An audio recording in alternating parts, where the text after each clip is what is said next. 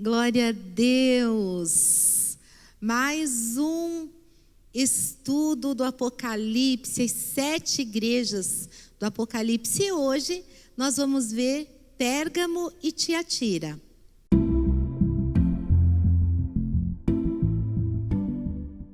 Eu quero que você que está acompanhando essas aulas, já quero te parabenizar. Falamos na aula passada sobre perseverança e pela perseverança, continue assim, continue nessas aulas. Vamos terminar esse livro de Apocalipse, mas eu quero que você já corra ali, curte, compartilha, deixa o seu comentário aí embaixo. Para quê?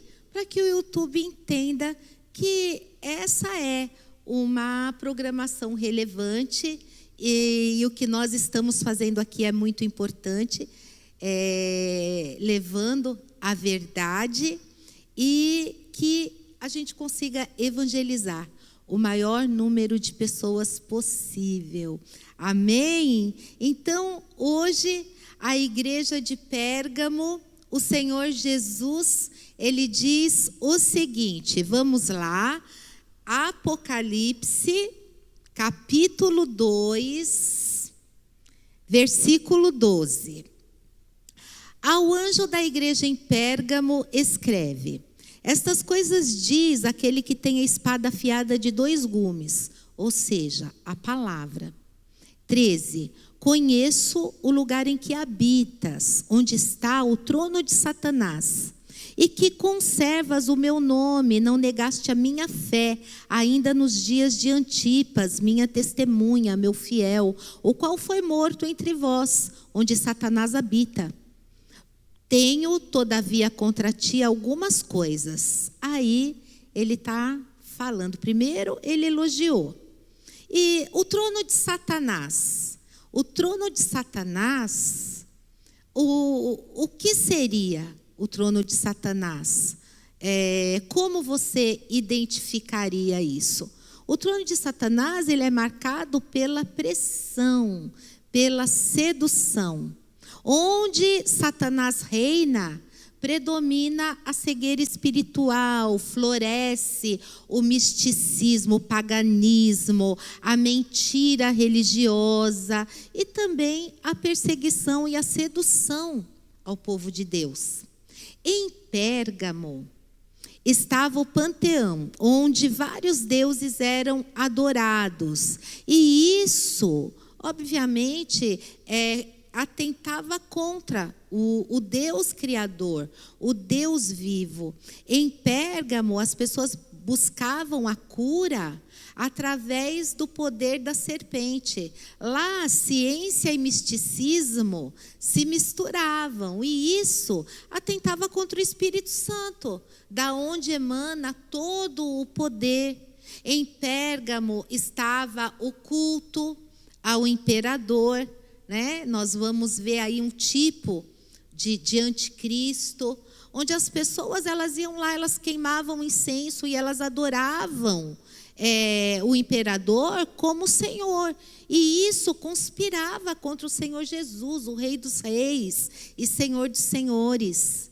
Cristo, ele não apenas conhece as obras da igreja e as suas tribulações, mas ele também conhece a tentação que assedia a igreja, conhece o ambiente em que ela vive. Cristo sabe que a igreja ela está rodeada por uma sociedade não cristã, com valores mundanos, com heresias, bombardeando o tempo todo a igreja, bombardeando a todo instante.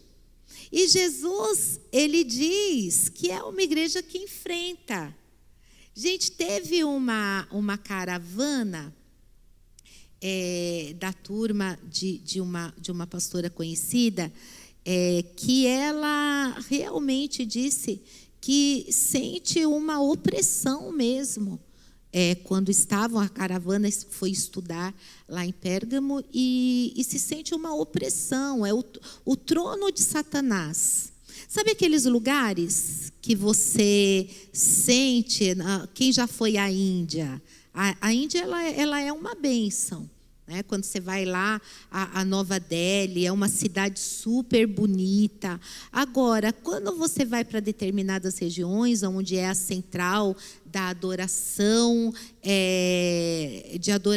de Shiva e de muitos outros deuses, ali na beira do rio Gange, quando você chega lá, você sente, você fala, olha, agora eu entendo quando fala do trono de Satanás. Todo trono, para ser estabelecido, por exemplo, o trono de Deus. Deus habita em meio aos louvores.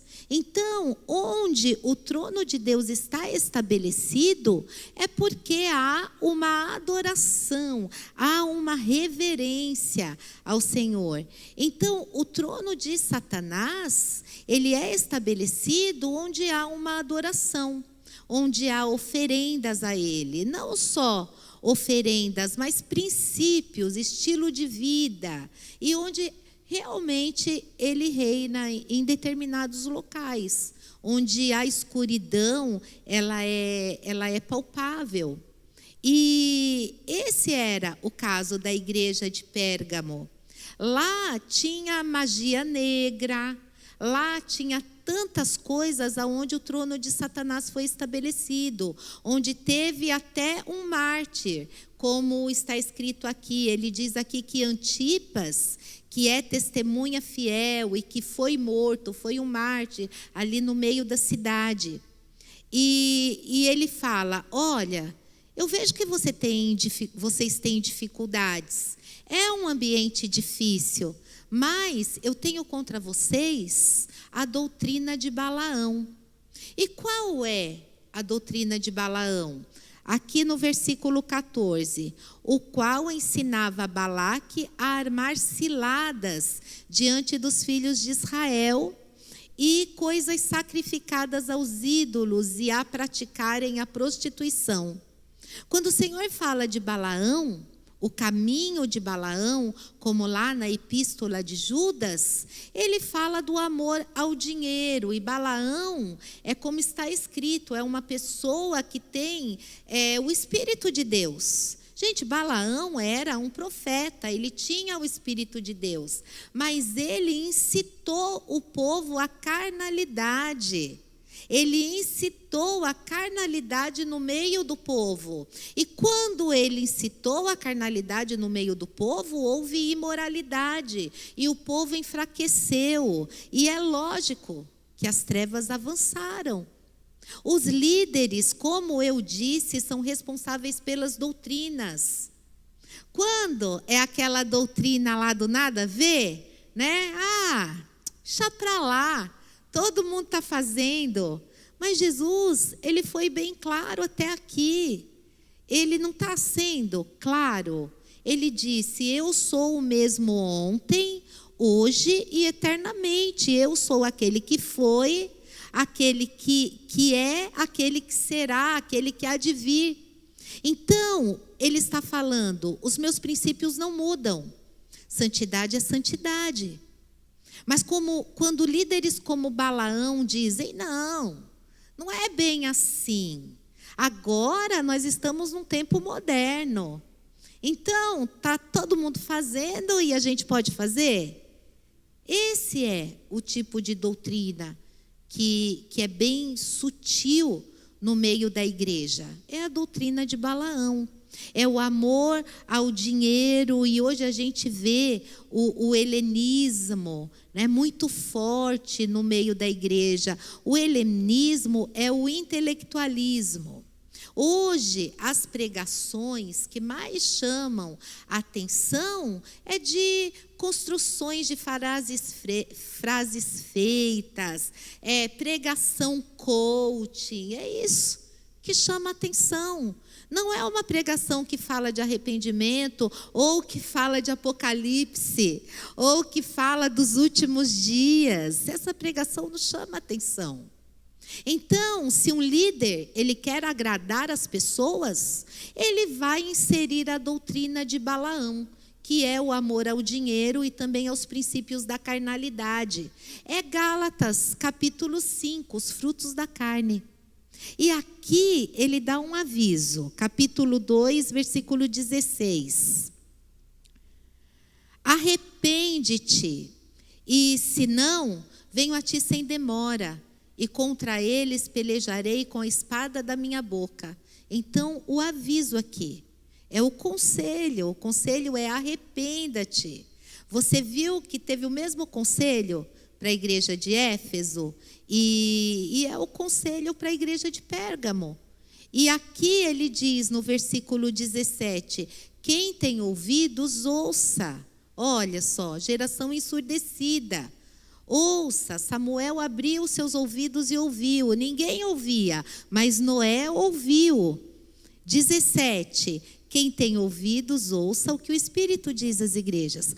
Ao vencedor, dar-lhe-ei do maná escondido, bem como lhe darei uma pedrinha branca, e sobre essa pedrinha escrito um novo nome, o qual ninguém conhece, exceto aquele que o recebe.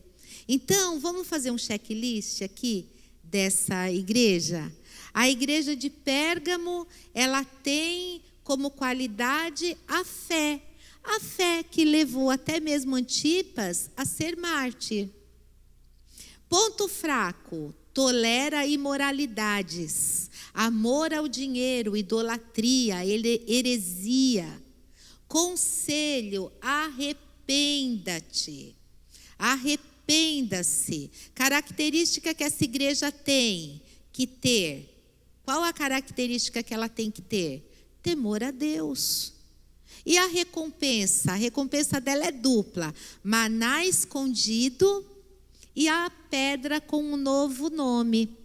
Bom, o maná escondido, a árvore da vida, o fruto. Eu disse que a árvore da vida é se alimentar da palavra, porque Jesus, ele é a árvore da vida. Então, se eu me alimento da palavra, eu vou ficar fortalecido.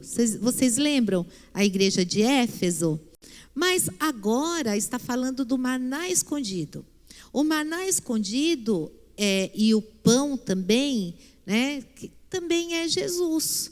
Jesus, ele é o pão que desceu do céu. Como Jesus mesmo se revelou lá em João, capítulo 6, ele é o maná diário. Por isso que nós fomos chamados a pedir a Deus o pão nosso de cada dia. Ele é a porção. Maná foi a porção diária no deserto. E aqui, uma igreja que passou por dificuldades, o trono de Satanás. Então, ela tinha que receber porções diárias. E ela receberia se ela, sim, perseverasse e guardasse o caminho do Senhor. O maná, a força para sair do deserto, a força para não esmorecer no meio do deserto, o maná escondido. E a pedrinha branca? A pedrinha branca é porque nesse tempo o julgamento ele era assim, no final a pessoa que estava ali sendo julgada era como hoje, num tribunal moderno, né? Vem lá a sentença no final. Também antigamente a sentença ela vinha no final. O juiz lia ali a sentença a partir do resultado que veio do jurado, mas aqui ele está falando que o justo juiz, que é o Senhor, ele vai mostrar aqueles que têm a pedrinha branca. Naquele tempo, a pedrinha branca no tribunal, entendiam que a pessoa ela tinha sido absolvida. Quando mostrava a pedrinha preta, entendiam que a pessoa tinha sido condenada. Então Jesus está dizendo, olha, você tem salvação, eternidade, você foi absolvido de todas as culpas e de todas as sentenças de Satanás e acusações de Satanás contra você. E são recompensas que o Espírito de Deus nos dá. A nós, igreja perseguida, a nós, igreja dos últimos dias. Amém? Então essa é a igreja de Pérgamo. Esse foi o recado dado a Pérgamo naquele tempo e dado a nós nessa última hora. Vamos ver agora a igreja de Tiatira, continuando aqui no versículo 18, ainda capítulo 2. Ao anjo da igreja em Tiatira escreve: essas coisas diz o Filho de Deus, que tem os olhos como chama de fogo, ou seja, ele é onisciente, e os pés semelhantes ao bronze polido. Você está vendo que ele se apresentou como um todo para João, lá no primeiro capítulo. E para as 7 igrejas, ele vai mostrando a mesma coisa que ele mostrou a João, mas em partes. Aqui, para essa igreja, ele se revela como aquele que é onisciente, como aquele que venceu na cruz, aquele que tem o bronze polido. Versículo 19: conheço as tuas obras. Aqui é um elogio, obras. Amor, fé, serviço, perseverança e as tuas últimas obras mais numerosas do que as primeiras. Olha, uma igreja que não perdeu o primeiro amor, como a primeira igreja. É uma igreja que só está crescendo. Olha a crescente dela: amor, fé, serviço, perseverança e muitas obras. Tenho, porém, contra ti o tolerar Jezabel. Então, quer dizer que nós temos na igreja de Pérgamo, que tolerou a doutrina de Balaão, e na igreja de Tiatira tolerou Jezabel, a doutrina de Jezabel, que a si mesmo se declara profetiza. Não somente ensina, mas ainda seduz os meus servos a praticarem a prostituição e a comerem coisas sacrificadas aos ídolos.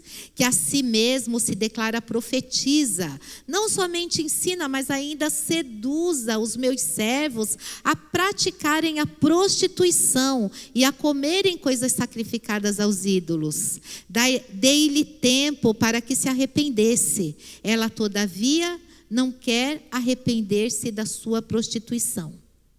Quando você olha a igreja de Tiatira, quando fala de Jezabel, Jezabel atacou quem? Aonde você ouviu a primeira vez o nome de Jezabel? Por ocasião do profeta Elias. Mas ela não começou perseguindo o profeta Elias, ela começou a perseguir todos os profetas, a voz profética. Por causa da perseguição, 100 profetas tiveram que se esconder em cavernas, só não morreram porque foram sustentados por pão e água por Obadias, que era um mordomo da casa de Jezabel. Então, o que Jezabel faz? Primeiro, Jezabel é o ensino do engano. Jezabel, ela tinha profetas, os sacerdotes de Jezabel, que eram profetas e sacerdotes de Baal.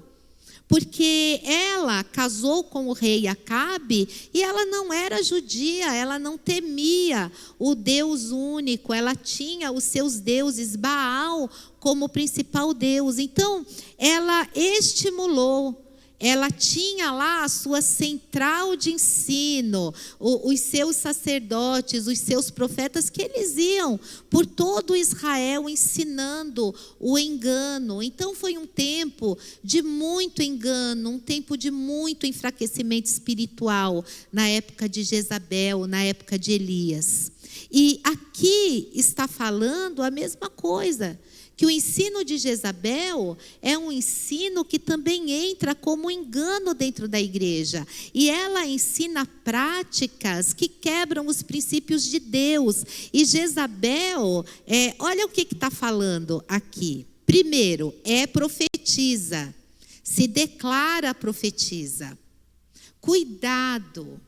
Eu vejo muita gente buscando esses cultos que a gente vê na internet aí de adivinhação, que é de profecia, que superlotam os cultos. Você vê que culto de ensino não superlota.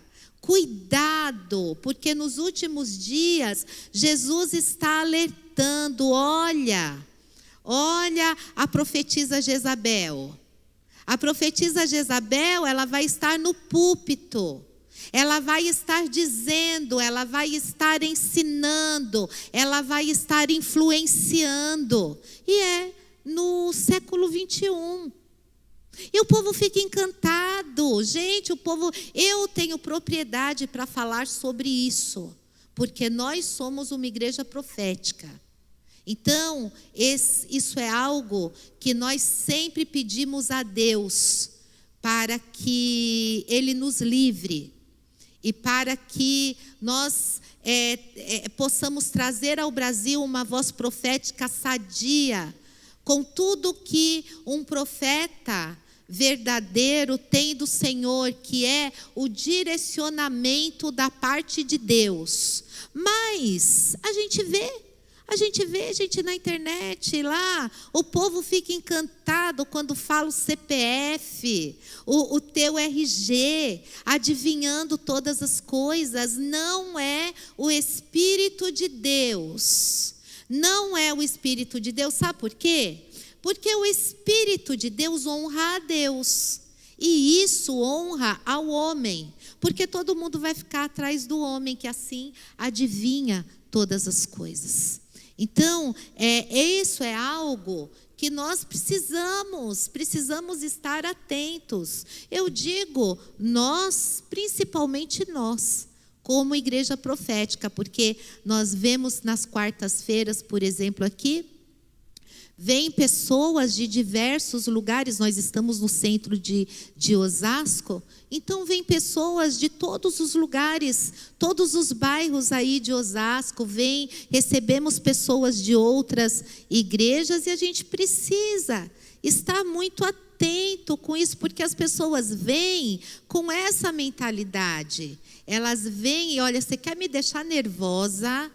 Você chega para o profeta, você está ali no mover de Deus, e você não espera o que Deus tem para falar para você, não. Você quer perguntar se o cara que você está namorando, você vai casar com ele, se você vai ganhar dinheiro, se você vai ganhar... Gente, isso me deixa tão irritada. Tenham temor de Deus. Tenham temor de Deus, saibam chegar à presença de um profeta com temor e tremor de Deus. E isso está faltando nos nossos dias, sabe por quê? Por causa da doutrina de Jezabel. Então, ela é profetisa, ela ensina, e o pior, ela seduz. É o espírito de engano que seduz. Seduz o quê? Com o quê? Ela seduz com poder, ela seduz com o erro, como ela seduziu Acabe, né? Não, você está querendo as vinhas? Vai lá, eu quero te dar esse sonho. Você está cobiçando aquilo que você não precisa, mas eu vou lá para você. Então Jezabel, ela seduz, e também é o espírito de prostituição. Aqui Deus está dando um recado, né, para a igreja. Este recado não está sendo dado para as pessoas que não conhecem o Senhor.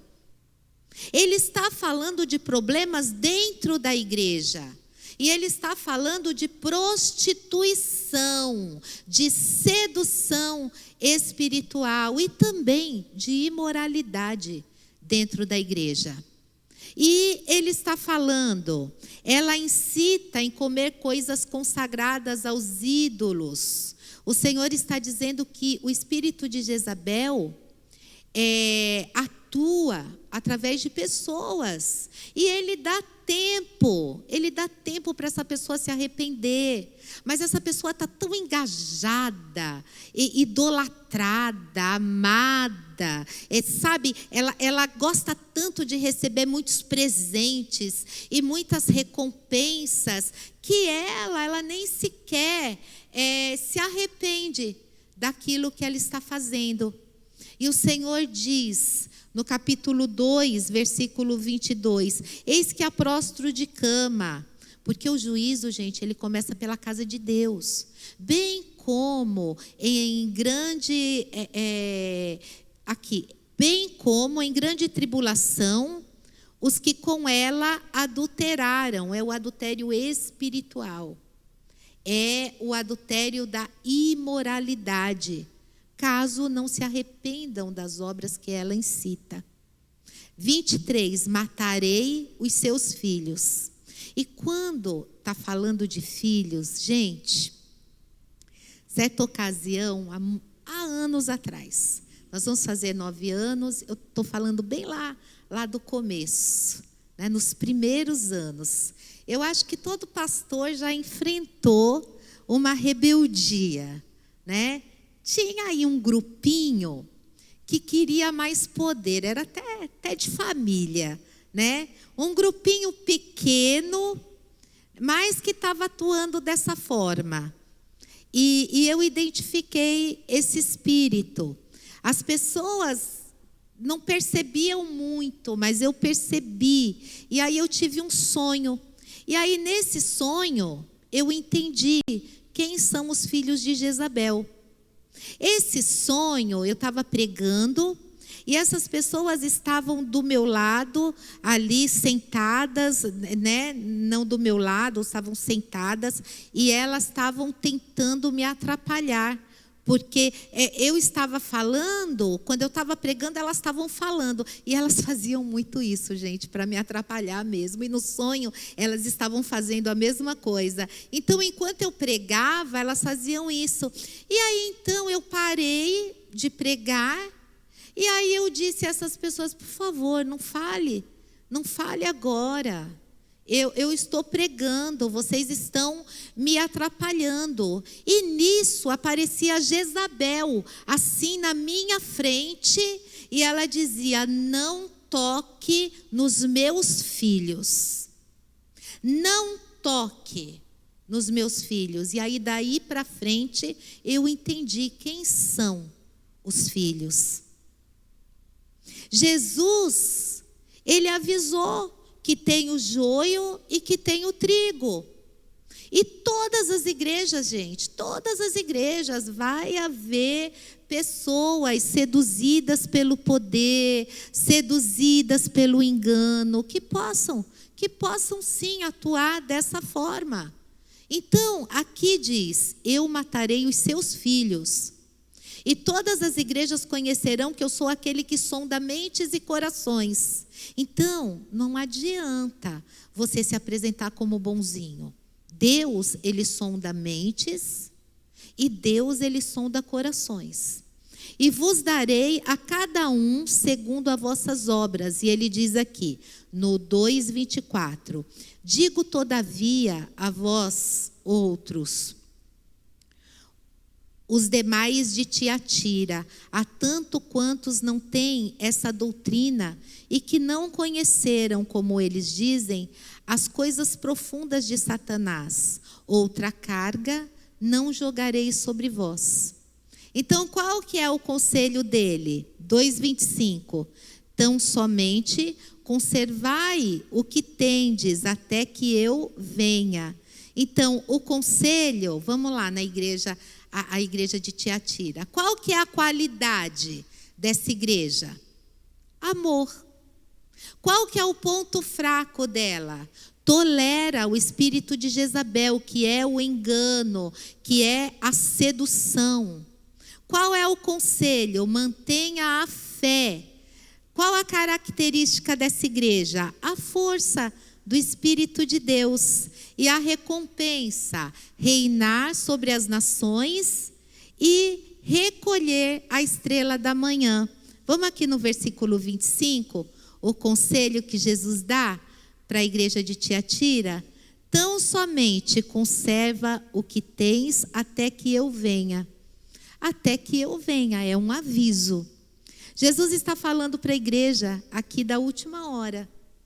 Eu venho em breve, eu venho logo, mas enquanto eu não venho, o ladrão que veio para roubar, matar e destruir, ele quer roubar a tua fé, Ele quer roubar a tua alegria, Ele quer roubar a tua intimidade comigo. Então, mantenha o que você tem. Vigilância, guarda, porque o Senhor, Ele deu esse aviso para Adão, guarda. E ele achou que não havia perigo de perder aquilo que Deus tinha dado para ele, mas ele corria risco.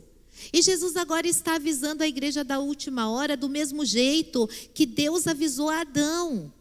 Ele está avisando agora, guarda, segura, cuidado, você tem um inimigo que anda ao teu derredor, querendo tragar se for possível. Ele quer roubar a tua intimidade, a tua fé, o teu amor, tudo que a gente está vendo nas igrejas até agora.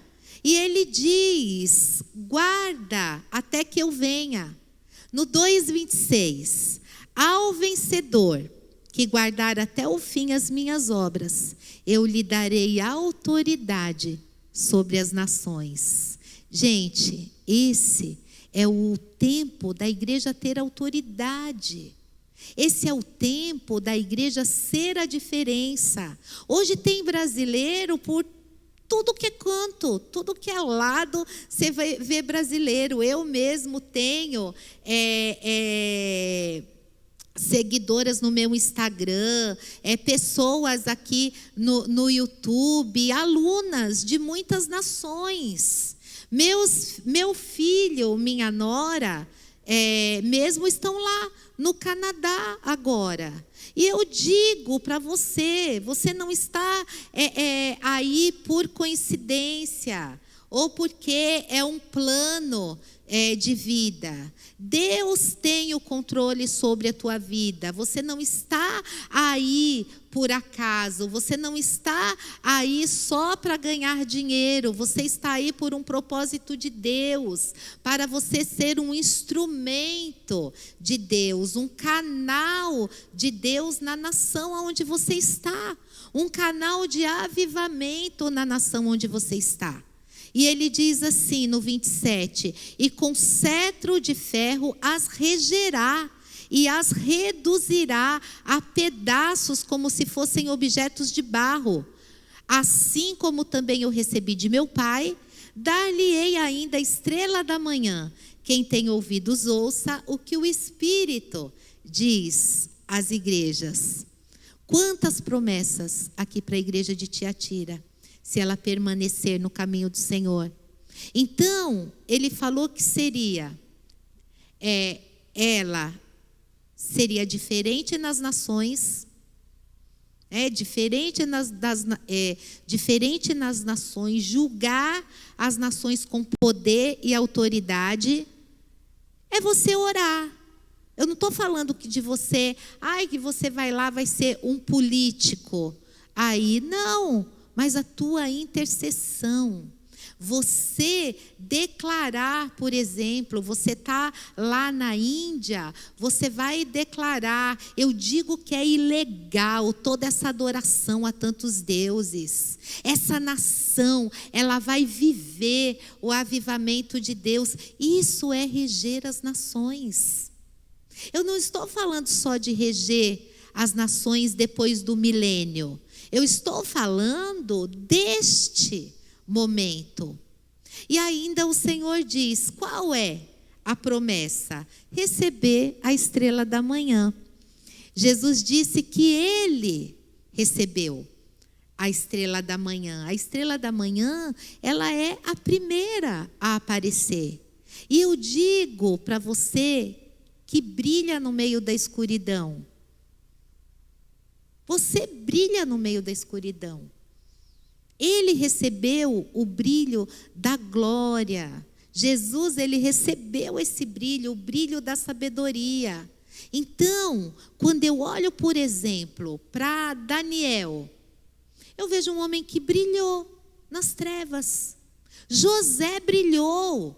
A sabedoria, a graça de Deus brilhava sobre a vida de José e de Daniel. E é isso que Deus te promete, que a graça dele sobre a tua vida te fará brilhar no lugar em que você estiver.